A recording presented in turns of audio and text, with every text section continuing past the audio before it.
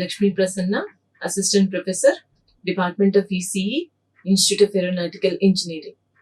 In this session, we will discuss about operation of 8086 microprocessor in the maximum mode with timing diagrams. So, going to the detailed discussion about the operation of 8086 microprocessor in the maximum mode.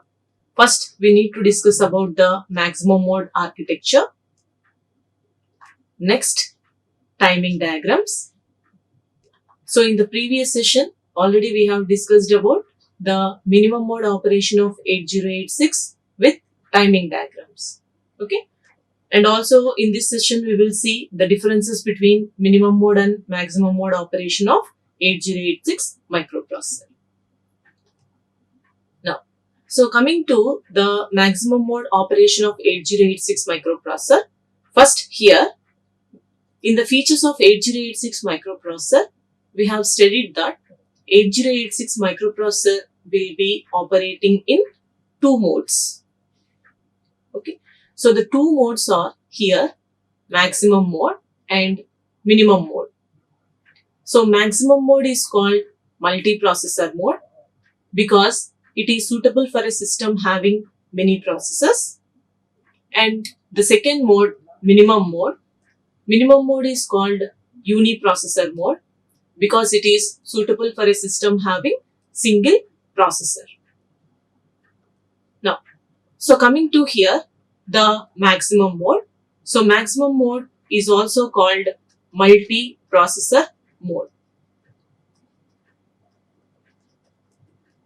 So why it is called multiprocessor mode means because it is suitable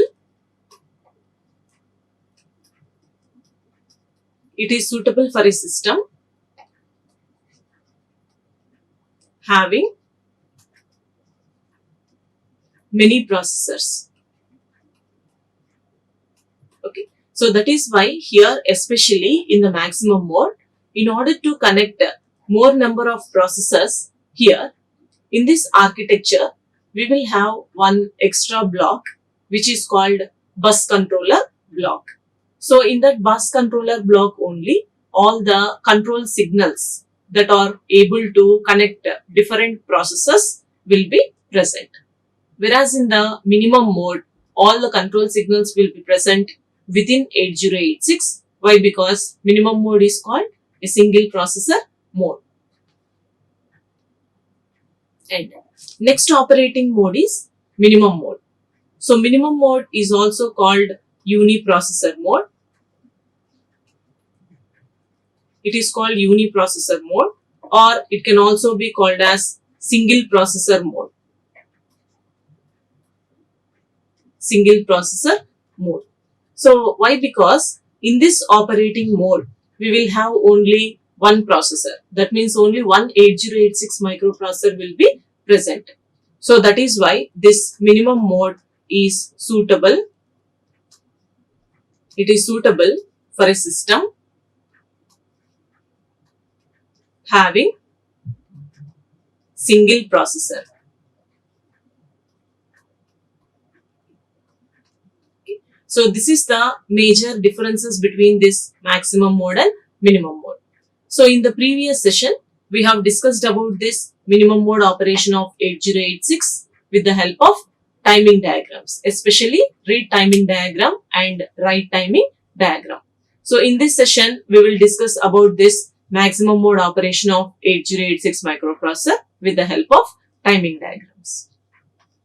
Now, so before going to the architecture of 8086 microprocessor in the maximum mode, first we will see what are the different components that are available in the architecture that plays the major role. Okay. So the components here present in the architecture of 8086 when it is operating in the maximum mode is latches. Next component, transceivers, and we also have here clock generator. Next, memory and I/O devices. Next component is chip selection, logic, and next we have bus controller. Okay. So in the architecture of this maximum mode operation, this bus controller block is the new component. Whereas here all the same components are there in the minimum mode also. Okay. But here in the maximum mode, along with these components, one extra block is available here in the architecture. That block is called bus controller block. Now, this is the architecture of 8086 microprocessor when it is operating in the maximum mode. So just now we have seen the components that are present in the maximum mode operation of 8086. So here are the components. So it is having clock generator. It is also having 8086 microprocessor and one new block which is called bus controller block. Okay. And this bus controller block, it is the IC number 8288. And it also have the components like latches and here data buffers. So in the previous case, that is minimum mode operation, here we can find transceivers. Okay. So here also the same data buffers can also be called as transceivers only. Along with this, we have the chip selection logic and memory and I/O devices. So all these are different components that are available in the maximum mode operation of 8086 microprocessor. Now, here, to have clear idea about the function of all these blocks, as we know, this is the clock generator which is going to produce the clock frequency. The clock frequency that should be produced to the 8086 microprocessor is 5 MHz, 8 MHz and 10 MHz. So any of this clock frequency. Okay. So it is dependent on the version of 8086 microprocessor what it is having. And that amount of clock frequency will be produced by this clock generator block. Okay. So generally in this, oscillators will be present in order to produce that frequency. So the frequency can be provided by different types of oscillators like LC oscillators, Osci oscillators, Colpitts oscillators. But among these oscillators, we prefer crystal oscillator to produce the clock frequency. So why here crystal oscillator means, out of all the oscillators, this crystal oscillator is having high stability. So that is why the crystal oscillator is used here to produce the clock frequency for 8086 microprocessor. And next one is, in order to operate the 8086 microprocessor in the maximum mode, this pin is very important. Okay. So this Mn by Mx bar. So this Mn represents minimum mode and this Mx represents maximum mode, and it is active low pin because there is bar indicated on the top. It is active low pin. So in order to operate the 8086 microprocessor in the maximum mode, we have to enable this maximum mode pin. So it is active low pin. In order to enable that, we have to make it 0. Making that signal 0 means we have to connect this Mn and Mx bar pin to the ground such that it will be operating in the maximum mode. Whereas in the minimum mode, this Mn and Mx bar pin, it is connected to VCC because this Mn minimum mode, it is active high signal. To operate in the minimum mode, that signal is connected to VCC. But here to operate in the maximum mode is active low signal. That is why it should be connected to ground. Then this processor will be operating in the maximum mode. And here one extra block which is called bus controller block will be used. Why? Because here this is an 8086 microprocessor, but all the control signals will be present in this bus controller block only. Because here maximum mode operation means it is capable of, it is suitable of systems having more number of processors. That more number of processors will be connected to this bus controller block by using the control signals. That is why here all the control signals like S0, S1 and S2, that is status lines, the 3 status lines. Along with that, ALE address latch enable, DEN data enable and DT by R data transmit and receive. all these control signals and one more is here INTA, interrupt acknowledgement. So all these control signals will be present in this bus controller block if it is in the maximum mode. If it is in the minimum mode, all the control signals will be available within 8086 itself because it is having single processor. But in the maximum mode, since more number of processes need to be connected, all the signals should be present in the bus controller block. And the output of this bus controller block is the signals like MRDC. So MRDC represents memory read command and MWTC, memory write command, and this is IORC, IO read command, and this is IOWC, which represents IO write command. Okay, so all these operations will be produced by this bus controller block.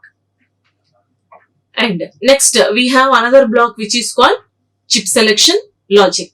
So this chip selection logic along with this BHE and A0 signals combination, they represent the type of address. That means whether the address is related to even address or whether the chip selection address is related to odd address. And so here we have the block like latches. Generally, latches means D flip-flops will be used in this. So the latches will be controlled by the control signal from here, and that control signal is nothing but ALE. So latches is controlled by ALE, but that control signal will be present in bus controller block. ALE represents address latch enable. If that signal is enabled,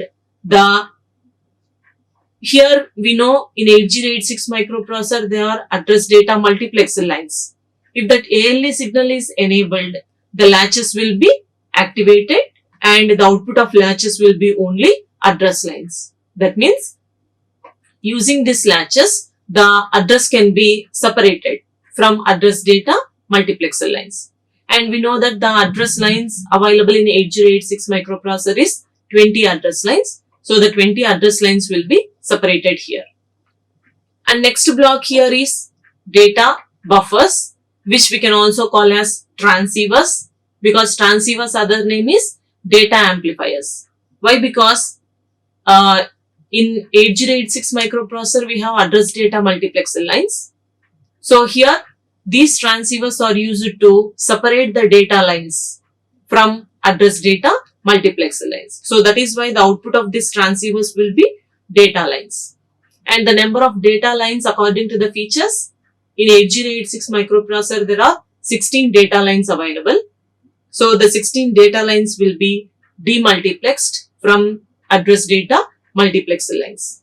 And here this transceivers, which are called data buffers, these data buffers will be controlled by this DEN signal. See here, the connection will be here. Okay. And also the transceivers are controlled by this DT by R. These are the two control signals that will be controlling this data buffers. Okay. So this D and data enable, which represents a valid data is available on the data bus or not. And this DT by R represents data transmit and receive. That means what is the type of operation, read operation or write operation, what is the type of operation will be known by this DTR signal.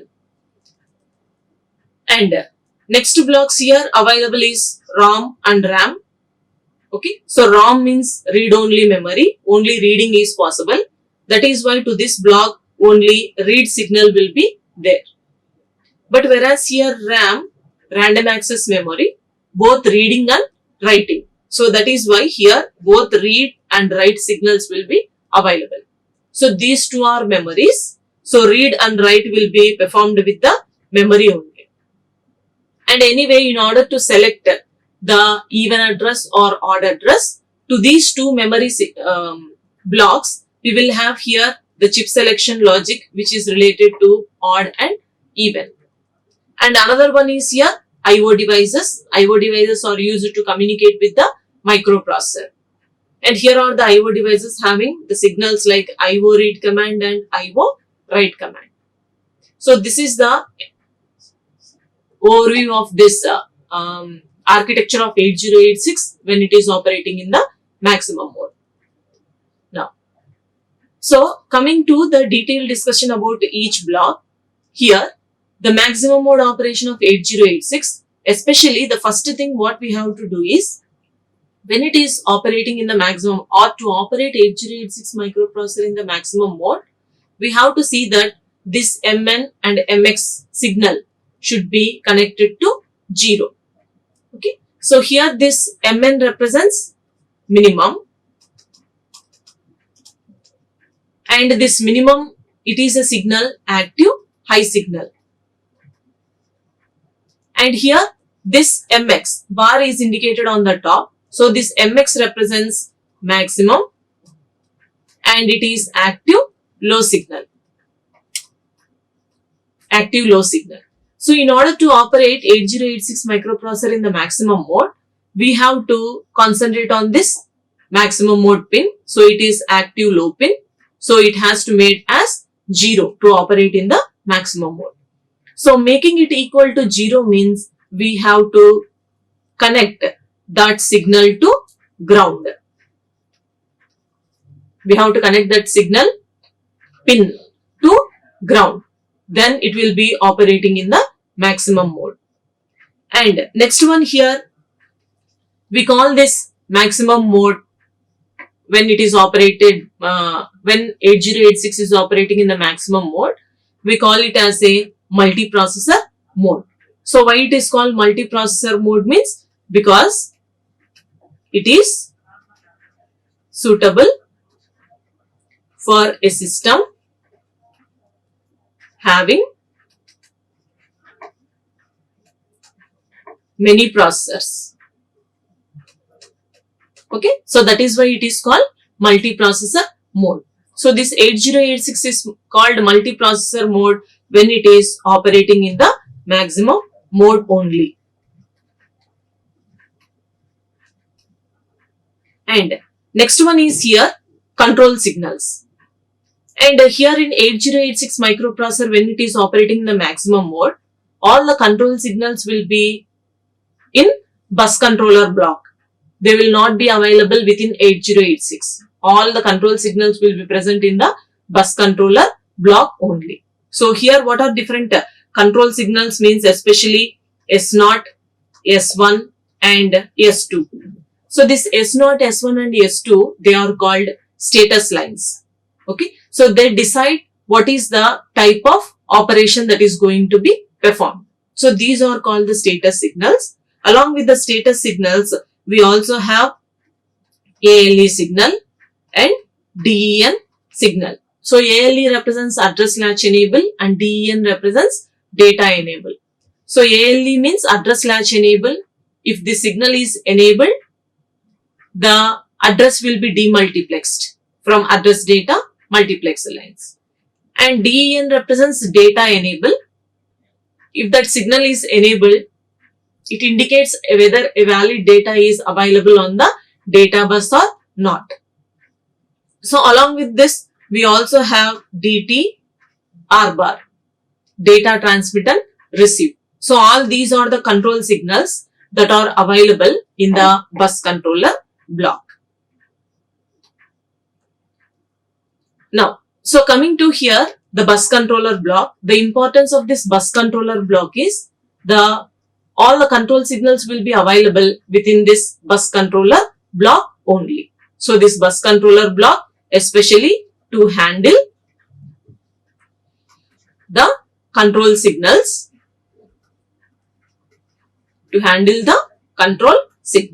and all the processors, many processors that can be connected to 8086 microprocessor is only through this bus controller block only. So generally, if we recall the block diagram of 8086 microprocessor when it is operating in the maximum mode, the bus controller block will consist of the control signals. So this is bus controller. Okay. So to this bus controller block, we have INTA, interrupt acknowledgement signal. It is one of the control signal. And also we have 3 status lines. One is S0, S1 and S2, which represents the status signals. And also we have the control signals like MRDC, MWTC and IORC and IOWC. So all these are active low signals. So it indicates memory read command and memory write command. So these two signals are related to the memory. And next we have IO read command and IO write command. These two signals are related to IO. Okay, so these are the control signals. And also we have here ALE. So ALE represents address latch enable. So if that signal is generally latches and all will be controlled by this ALE signal only. And also we have the control signal like DEN and DT by R bar. Okay, so here this DEN represents data enable and DT by R data transmit and receive. So all these are different control signals that are connected to this bus controller block. And already we know, since this bus controller block especially drives all these three status signals. Okay, so we need to know what is the function of the status signals. Here the three status signals S2, S1 and S0. So these represents what is the type of operation. So these three status signals indicates the type of operation. So for example, if these three status lines are 0, so the type of operation is interrupt acknowledgement. Interrupt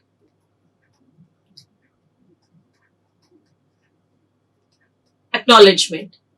Okay. So if these three status signals are 0, 0, 1, it represents read IO port. So read IO port means reading information from the IO devices. And if the three status signals are here 0, 1, 0, write to IO port. And so 1, 0, 1, 1. So this combination represents halt operation.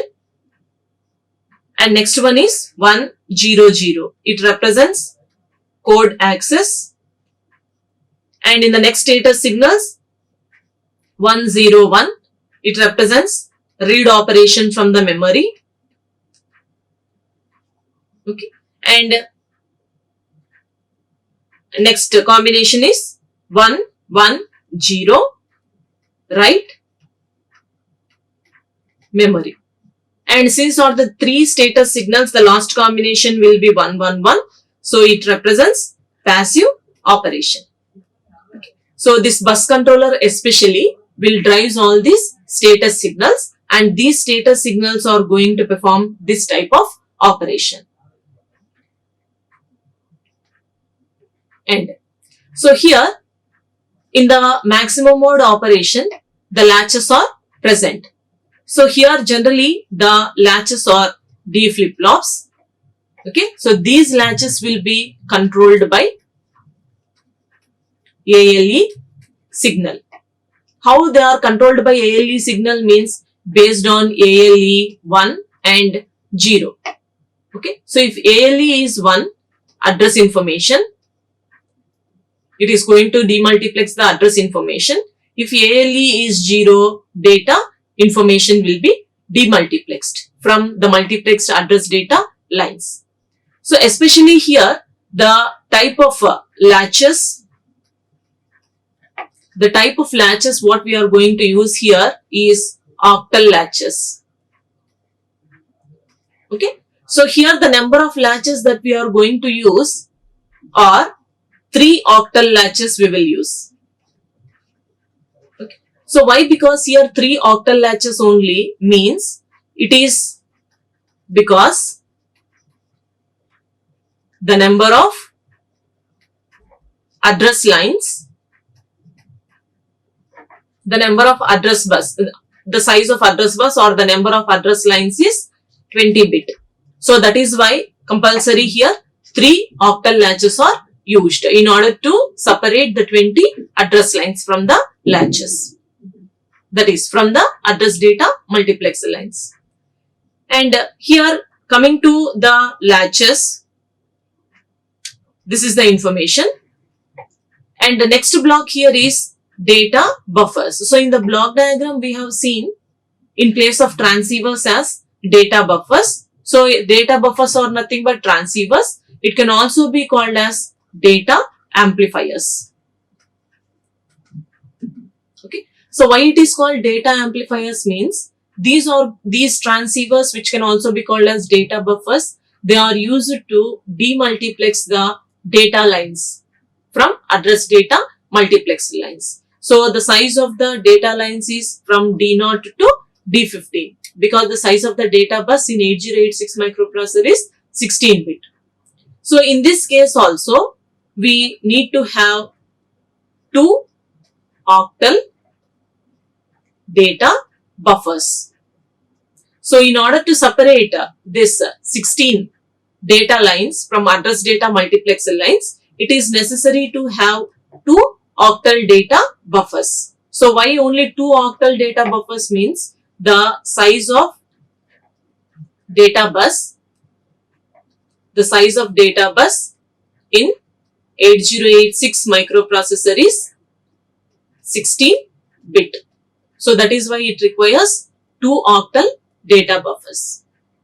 And these transceivers are controlled by the 2 signals, which is DEN and DT by R. Okay. So already we know the function of this DEN and DT by R signals. So this DEN represents data enable. Okay. It is active low signal. So what this DEN says means it represents valid data on data bus. And here DT by R represents data transmit and receive. Okay. So this receive is active low signal. So what it indicates means it indicates direction of data from or to the processor. Okay. So this is the information about this data buffers, which are also called as transceivers. And another one here, next one is clock generator. So the clock generator IC number is here IC8284. This IC is used to generate the clock frequency.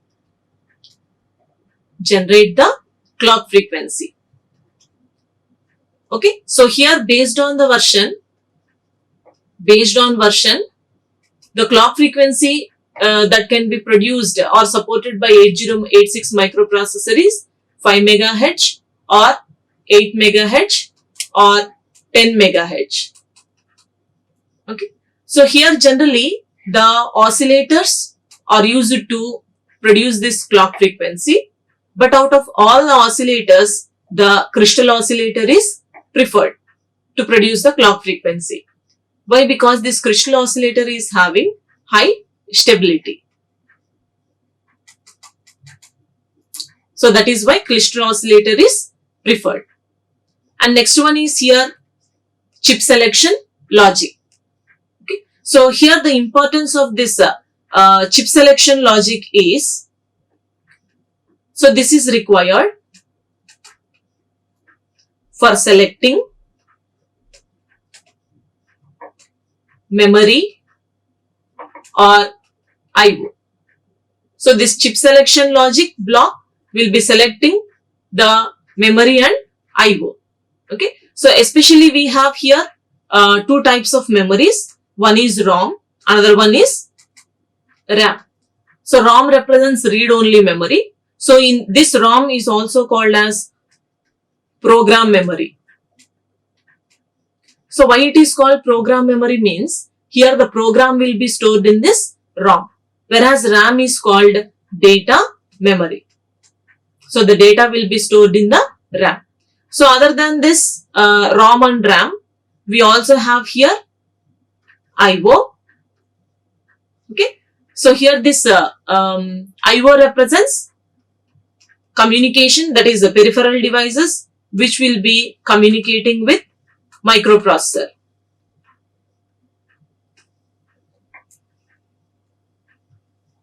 Okay. So this is the important information about this chip selection logic. So generally here this selecting the IO devices or memory, it will be dependent on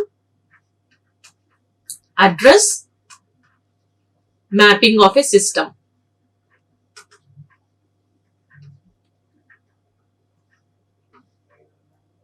And the next block is here memory and IO devices.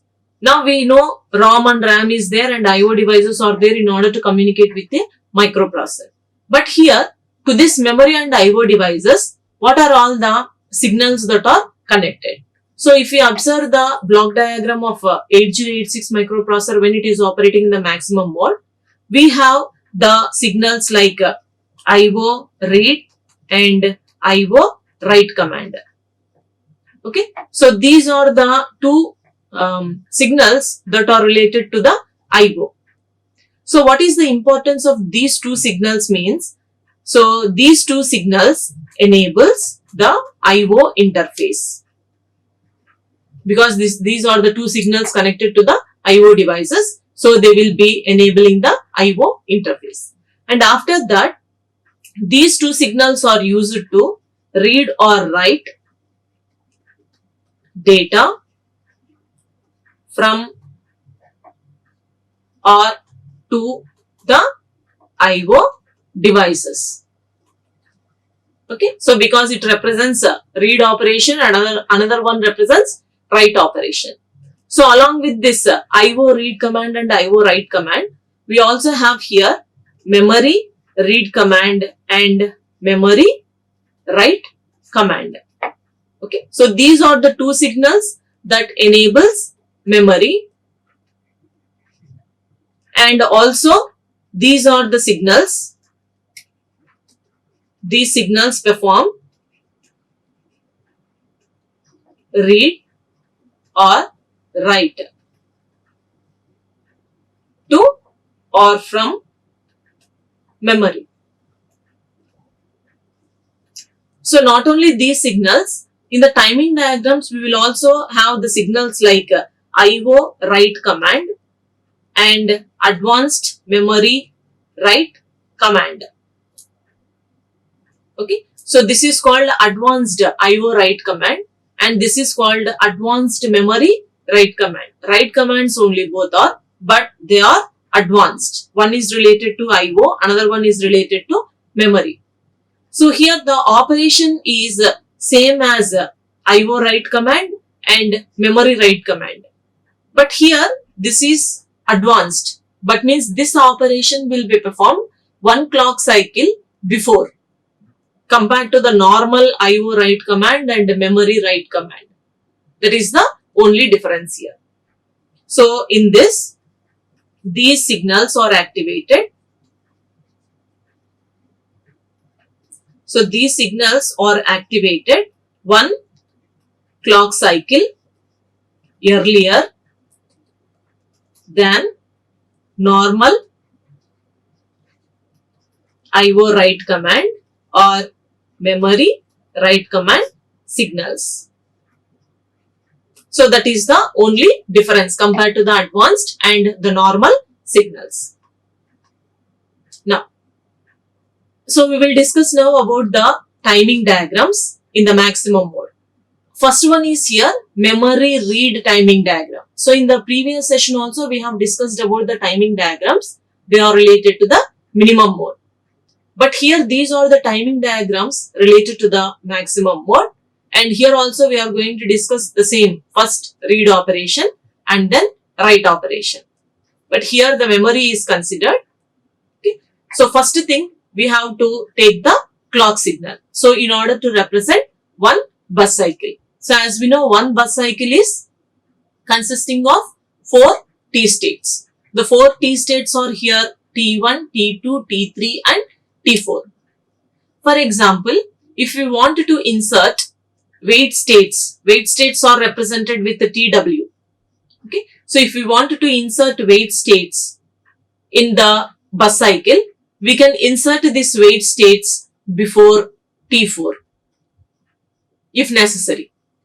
Okay, so this T1, T2, T3, T4, the 4 T states is called as one bus cycle. And next signal is here ALE signal, address latch enable. So this address latch enable is active high signal. Generally, this address latch enable will be activated only during T1. So activated means since this is active high signal, it will be active high, that means a positive pulse only during T1. In the remaining states, it will be not activated. That means only during T1 address information will be available. In the remaining time states, that ALE signal will become tri-stated. It goes to high impedance state. And next signal is here status signal S0, S1 and S2. So these are the status signals that will be activated only during T1. So it should be activated during T1 only. That is at the first clock cycle itself, that status signal should be activated. Okay. So whereas in the remaining time states, they will go to inactive state. So why these signals should be activated at T1, that is at the first clock cycle itself, means at the first clock cycle itself, it is necessary to say what type of operation is going to be performed. That means whether it is read IO or write IO, write memory. So this type of information should be set at the first clock cycle itself. That is why only during first clock cycle that status signals will be activated. Once if the operation gets started, in the remaining time states, they go to inactive state. And next signals are here, address status lines.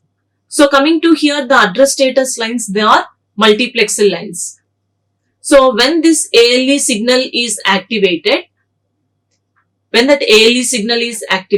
so if this address status lines means, if the ALE signal is activated, at T1, address information will be there. In the remaining time states, the data information will be available. So here, the address information, since this is address status, in the first T state, address information will be available. In the remaining time states, status information will be available. So address information is here from A16 to A19 only, because these are the only address lines that are multiplexed with the status lines.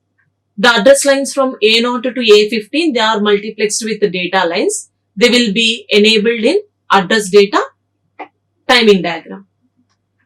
And so this is what, if you see here, these are the address data multiplex lines. So coming to here, address data multiplex lines, same. When the ALE signal is enabled, that means at T1, the address information will be available. Whereas in the remaining time states, the data information is available. Here the address information is from A0 to A15 and data information is from D0 to D15. Why? Because these are the multiplex address and data lines. And the next signal is here MRDC. So MRDC, it represents memory read command. And here since there is bar on the top, it indicates it is active low signal. Okay. So in order to say that the memory read operation is performed, we have to draw the timing diagram with the help of negative pulse. Why? Because it is active low signal. So wherever the information is available, we have to indicate that with the negative pulse. Now, next signal is DTR bar, data transmit and receive. So as we know here, since this is memory read operation, so we know that read represents receive and write represents transmit.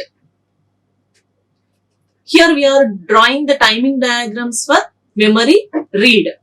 So read means here receive. So coming to the signal here, receiver is a active low signal because bar is there on the top. It is active low signal. So in order to say that the memory read operation is performed, you have to draw the negative pulse. Okay. So that is why here, in order to say that the read operation is performed, it is indicated with the negative pulse. And the last signal is here DEN. So DEN represents the data enable. It is active high signal because there is no bar on the top. This is active high signal. So data enable represents a valid data information is available on the data bus. Okay. So generally data information, we know it is available during T2, T3 and T4 states only. That is why this DEN signal will be enabled only during T2, T3 and T4 states only. Enabled means it is active high signal, so it will be represented with a positive pulse.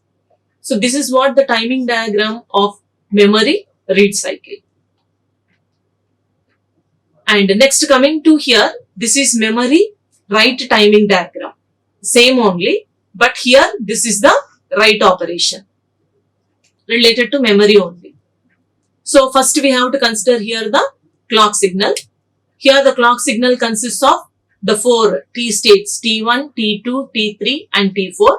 These 4 T states represents, or it can be called as one bus cycle. And next signal is here ALE signal. So ALE represents address latch enable. It is active high signal. So this signal will be activated only during T1.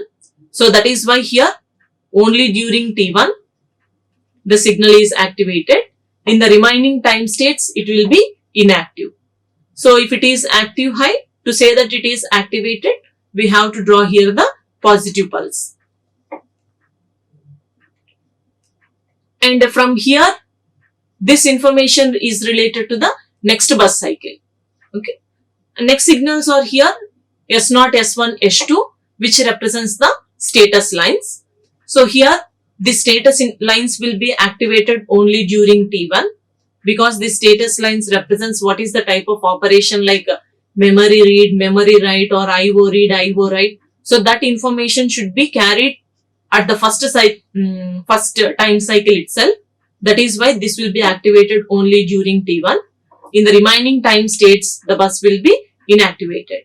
So once if it says what is the type of operation initially, then it goes to the inactive state. That is at T2, T3 and T4. Coming to the address status multiplexer lines. The address and status multiplexer lines are from A16 by S3 to A19 by S7. Okay. So if this signals address status lines, the address information will be enabled only during T1. So that is why here at T1 address information will be activated, whereas in the remaining time states the status information will be activated. So in order to say that the address is there, we have to enable this ALE signal. And next one is address data multiplexer lines. So address data multiplexer lines are available from AD0 to AD15. So here, if this ALE signal is enabled, that is at T1, the address information is there, A0 to A15, whereas in the remaining time states, the data information will be available. Now, so next signal is here AMWC or AIOWC. So this A represents here advanced. Okay, advanced memory write command or advanced IO write command. So same as this memory write command or IO write command only.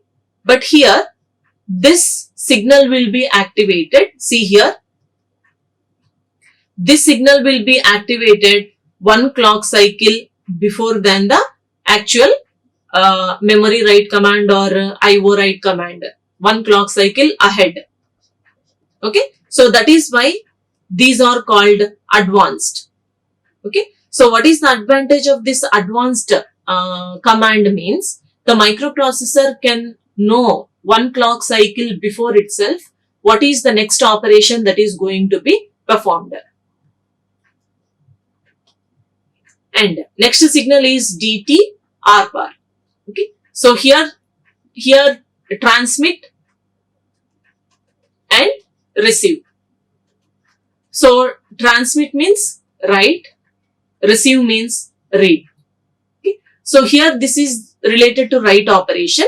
So here write means we have to concentrate on the transmit signal. So transmit signal is active high signal. That is why we have to represent this with the active high pulse. So in order to say that the data is being the data is returned to the memory, it should be activated with the active high signal. And the last one is DEN, data enable. So it is DEN. Okay, so in order to say that the valid data is available on the data bus or not, you have to represent that with the negative pulse. So this is the timing diagram for memory read and memory write cycles. But here coming to the bus request and bus grant timings, here again considering the clock signal. So in order to perform this bus request and bus grant timing operation, the signals that will be helpful is request and grant. So this request and grant signal, they will be coming under the maximum mode signals. But whereas in the minimum mode, in order to perform this bus grant and bus request and bus grant operation, we will take hold and hold acknowledgement signals, because those are the two signals that comes under minimum mode pins.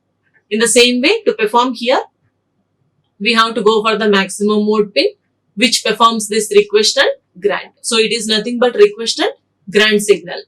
Okay. So generally, in order to perform this bus request and bus grant operation, this RQ GT signal is going to take 3 pulses. So what are the 3 pulses? This is 1 pulse, this is 2 pulse, and this is the 3rd pulse. So generally it is going to take 3 pulses to perform the request and grant operation.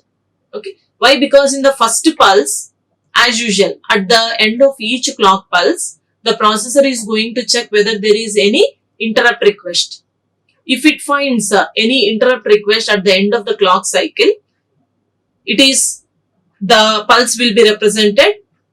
Okay, so representing the request of the bus, and in the next clock cycle, it is going to produce the second pulse representing the grant of the bus. Whereas after completing that particular current instruction, at the end of the clock cycle or at the end of the bus cycle, it is going to send the 3rd pulse saying the release of the system bus. So to perform this bus request and bus grant, it is going to contain 3 series of pulses. Okay, so the 3 series of pulses means this request and grant pin is checked. Okay, it will be checked at the rising edge of each clock. At each clock rising edge.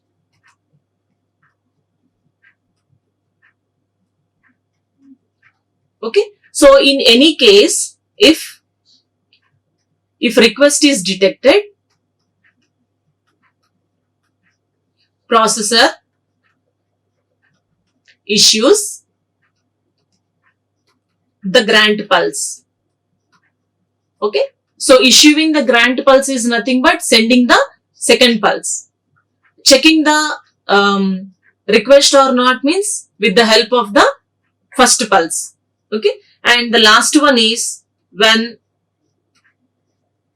request master receives this pulse.